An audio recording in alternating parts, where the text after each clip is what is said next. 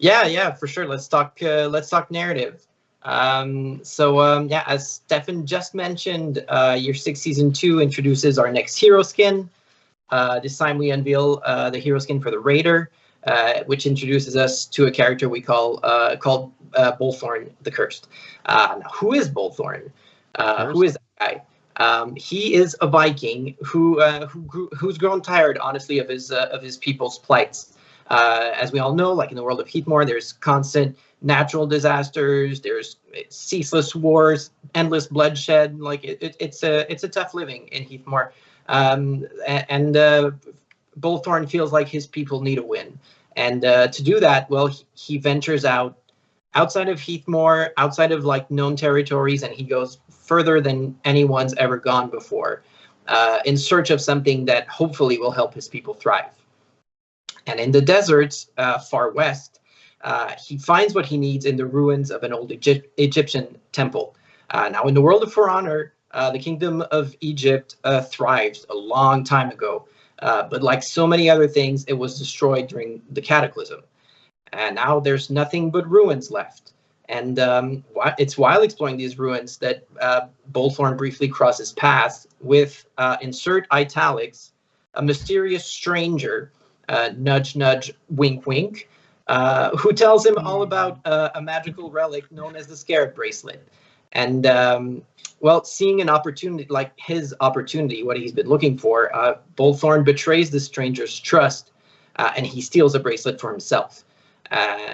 And he brings it back home, hoping that, he'll be able to do what he set out to do, and which is help his people thrive. But what he does in actuality is trigger a terrible, terrible curse on himself, but also on all of Heathmore.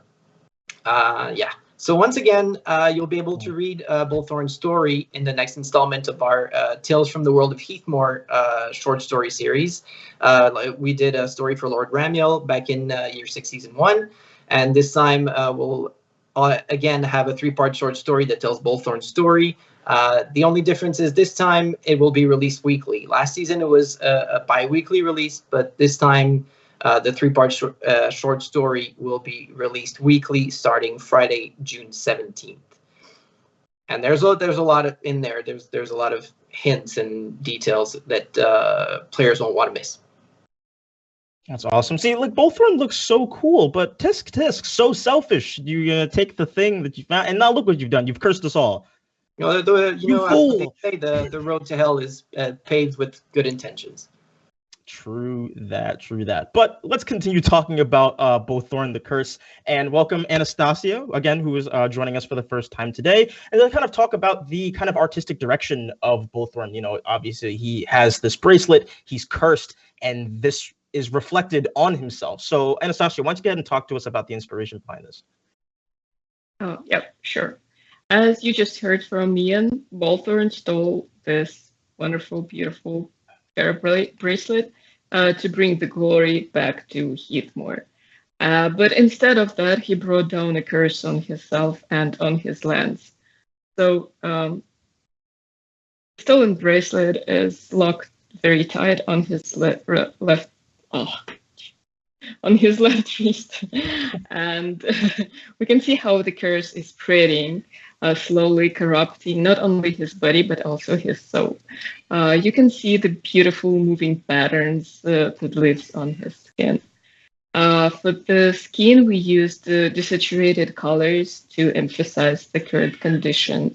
It's almost undead, and it's a mix of dry dark rock and the mummified skin.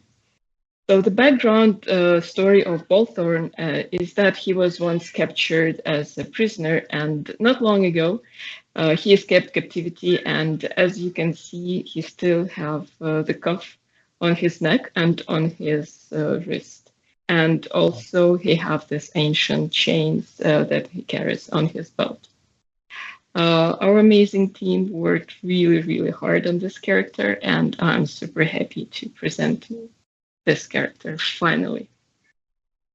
Yeah, he looks so cool, and I say this a lot, but like just the details that the team like like puts on, you know, the maps, the heroes, the weapons, like everything like that. It's all super impressive from like, you know, my perspective, kind of seeing everybody work. So round of applause to the team. I don't know if I'm the only one clapping, but that's okay.